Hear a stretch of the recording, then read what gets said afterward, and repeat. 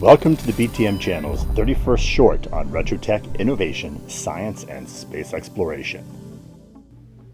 NASA's most sophisticated solar observation satellite, the Solar Dynamics Observatory, was launched on February 11, 2010 on a ULA Atlas V rocket into geosynchronous orbit.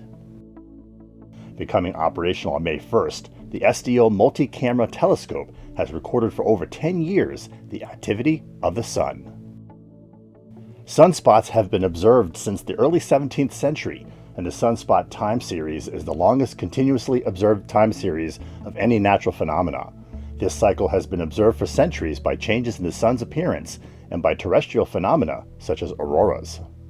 The advantages of an ultra-durable satellite dedicated to solar observation over time is the unparalleled opportunity to observe the natural activity cycles of the sun, which has been measured through sunspot activity to be about 11 years long. The observatory contains 3 instruments: an extreme ultraviolet spectrum analyzer, a magnetic imager, and a 4-telescope multi-frequency camera. The camera is capable of imaging 9 different ultraviolet channels and 1 channel for visible light. As of June 2020, the observatory's full duration of scientific operation has yielded 425 million high-resolution images of the sun and 20 petabytes of data. Solar activity governs the environment of the Earth and the other planets of the solar system by creating space weather and impacting space and ground-based technologies, as well as the Earth's atmosphere and also possibly climate fluctuations on scales of centuries and longer.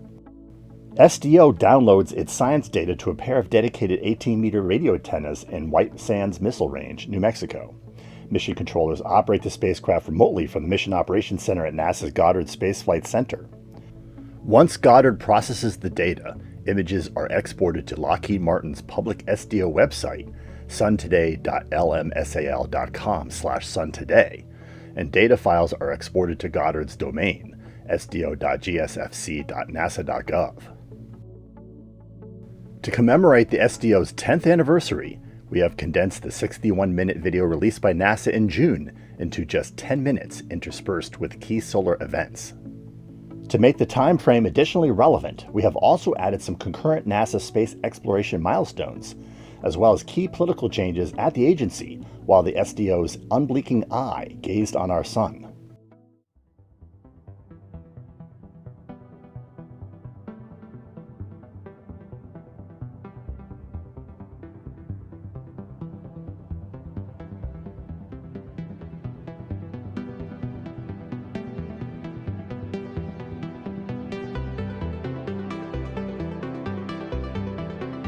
June 7, 2011.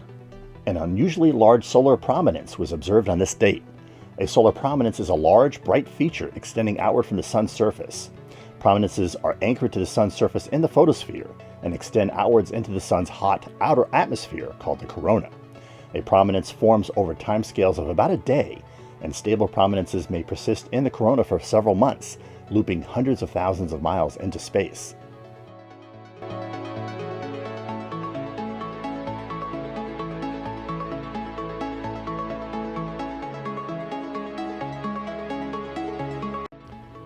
July 8, 2011.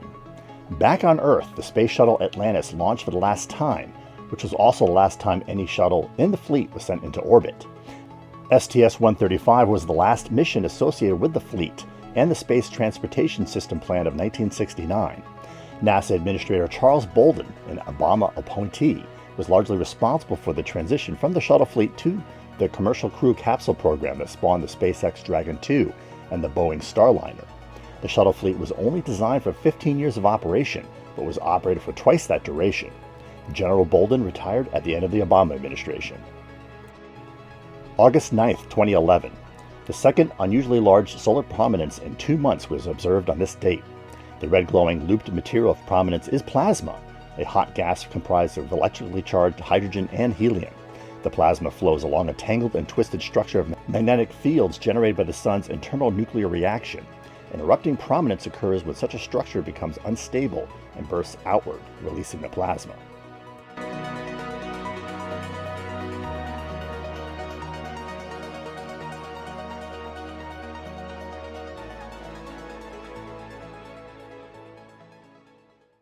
June 15, 2011. Lovejoy's Comet, formerly designated C/2011W3, passed through the Sun's corona on this date. Although the comet's nucleus successfully exited the corona, it broke up 3 days later, with the fragments becoming too small to observe. Astronomers speculate that Lovejoy's Comet itself was a fragment of a comet theorized to have reached the Sun in 1329, which itself was likely a fragment of the Great Comet of 1106.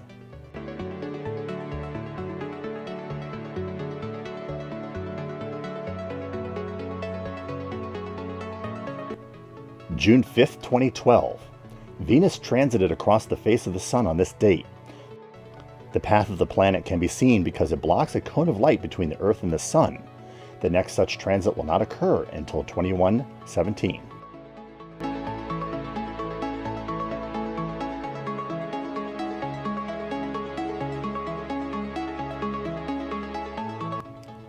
July 19, 2012. An unusual fixed plasma loop condensed from the atmosphere of the Sun on this date. The protuberance was significant because a magnetic field had locked the loop into a fixed shape for 2 days, rather than showing rapid fluctuation, as was typical.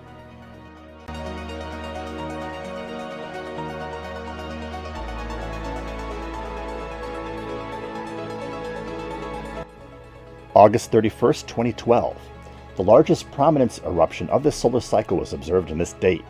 Jetting out from the lower left of the Sun as observed from the vantage point of the SDO, the eruption exploded hundreds of thousands of miles from the surface.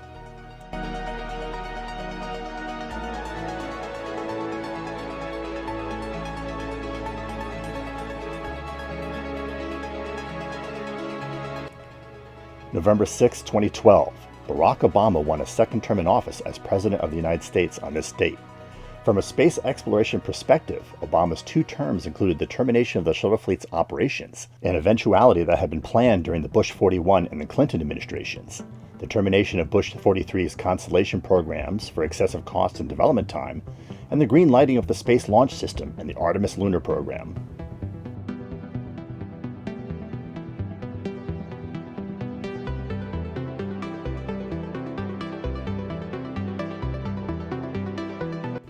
September 29, 2013. Another unusual prominence eruption left behind a Great Depression, or canyon, on the surface of the Sun on this date. The canyon was eventually filled in by loops of plasma.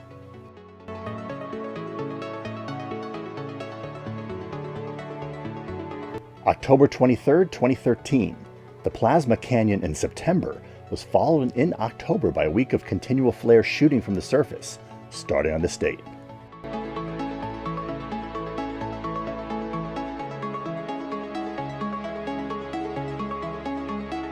November 28, 2013. Comet Ison, formerly designated C/2012S1, entered the Sun's corona and disintegrated on this date. Unlike Lovejoy's Comet, even Ison's nucleus failed to exit the corona. Ison is not thought to be a Kuiper Belt comet remnant like Lovejoy, and was instead one of the hundreds of thousands of Oort cloud comets orbiting the Sun.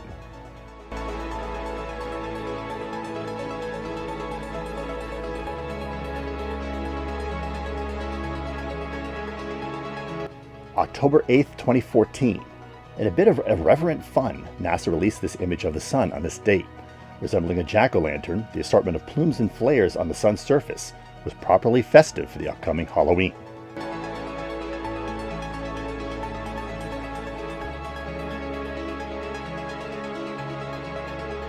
December 19, 2014. A blindingly bright emission signaled yet another large solar prominence on this date. This event was the last significant prominence of 2014.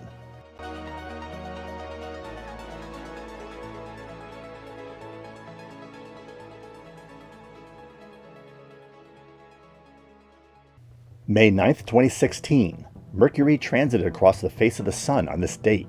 Smaller and more distant than Venus, the void showing the path of the planet can be hard to spot.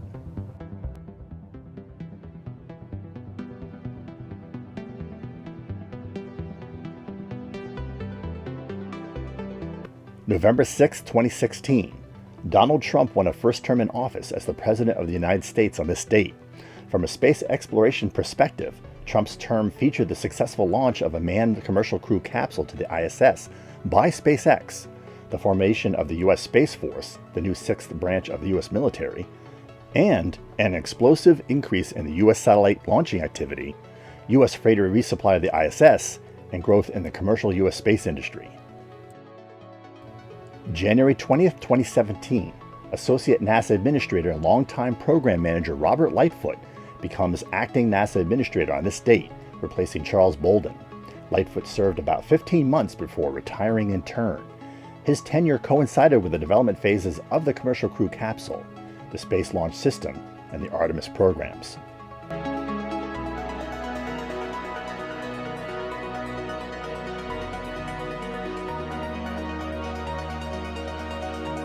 July 5th, 2017.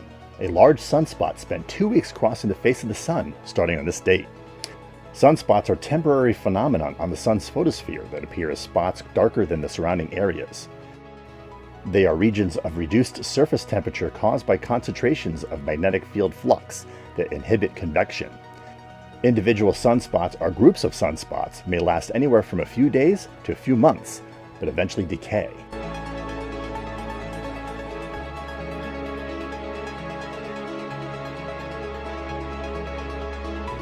September 6th, 2017. NASA made note of yet another super bright prominence on this date and assessed it as the brightest flare observed since 2001.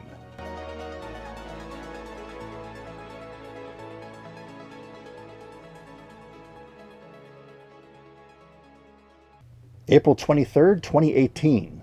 Congressman Jim Bridenstine was appointed as NASA Administrator by President Trump on this date. Bridenstine was critical of SpaceX and Boeing early in his tenure of persistent development delays in the Commercial Crew Capsule program, but his persistence was rewarded by SpaceX in May of 2020 when they demonstrated the first manned U.S. launch since the retirement of the shuttle fleet. Bridenstine has also worked to keep the Artemis program on track, issuing contracts to develop both a lunar space station and lunar landers.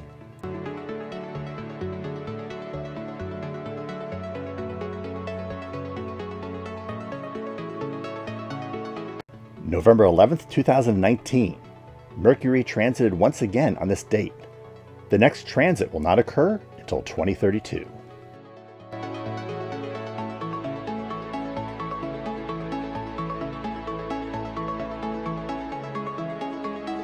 May 30th, 2020. As previously mentioned, SpaceX launched its Dragon 2 manned capsule to the ISS on this date. The Demo 2 mission was successful in every respect, a significant milestone in itself, given the newness of the capsule and SpaceX in aerospace development.